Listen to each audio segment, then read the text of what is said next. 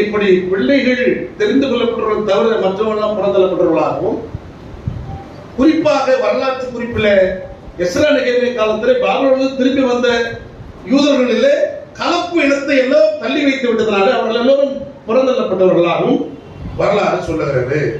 இந்தியாவில் யார் புறந்தள்ளப்பட்டவர்?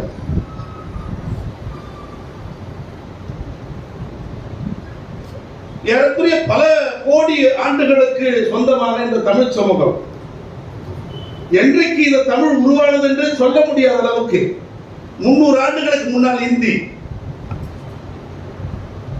8ஆம் நூற்றாண்டு வரைக்கும் இங்கிலீஷ் கிடையாது. இப்படி ஒவ்வொரு மொழிக்கும் ஒரு குறிப்பிட்ட காலத்தை சொல்லிடலாம். இந்த காலத்துல தான் இந்த மொழி பிறந்துச்சுன்னு. இந்த தமிழ் எப்ப பிறந்துச்சுன்னு தெரியல. தமிழை பேசிய தமிழர்கள் எப்ப பிறந்தாங்கன்னு தெரியல. அதனாலதான் சொல்றான், கல் தோன்றி மண் தோன்றா காலத்தை முன் தோன்றிய மூத்த குடின்றான். இந்த குடியை வரையறுக்க முடியலங்க, எத்தனை ஆண்டுன்னு சொல்ல முடியல. அப்படி தொன்மை வாய்ந்த இந்த குடி ஒன்றாய் ஒருங்கிணைந்து வாழ்ந்த இந்த சமூகம் கைபர் போலன் கணவாய் வழியாக வந்தேரிகளாய் பிழைப்பு தேடி வந்த ஆரியர்களால் பிளக்கப்பட்டது. அந்த பிளப்புல அதுல பிரச்சனை தெரியுமா? இந்த தமிழ் குடிக்கு பக்தின்னா பலவீனம், பக்தியில் ரொம்ப பலவீனம் தமிழ் குடி. ஆசிய கண்டத்துல மட்டும்தான் எல்லா சமயங்களும் உருவாயிட, எல்லா கடவுள்களும் இங்கதான் தோன்றுச்சு. வேற எந்த கண்டத்திலையும் தோன்றவில்லை, உருவாகவில்லை. இங்கிருந்து போய் பரப்பலாம், ஆப்பிரிக்கால போய் பரப்புறது, ஐரோப்பால போய் பரப்புறது, மற்ற எல்லா கண்டங்களும் தான்.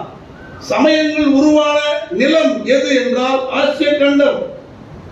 கடவுள்கள் உருவான நிலம் எது என்றால் ஆசிய கண்டம். படைப்பு வரலாறு இருக்கிற இடம் எது என்றால் ஆசிய கண்டம். தொடக்க நூல் சொல்ற பகுதியே ஆசிய கண்டம் தான், ஏதேன் தோட்டமே.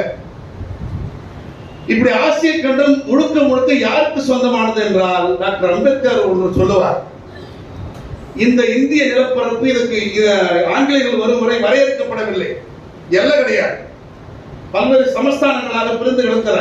அதுக்கு முன்னால எல்லையற்று கிடந்த பெரிய பெரிய மாநிலங்கள், மாகாணங்கள். இந்த எல்லையற்று கிடக்கிற இந்த மாகாணத்தை ஒருவர் உரிமை கொண்டாட வேண்டும் என்றால் தமிழ் பேசுகிற நாகர்கள் மட்டும்தான் இதற்கு உரிமையாளர்கள். அகழ்வு ஆராய்ச்சி செய்து சொல்றார்.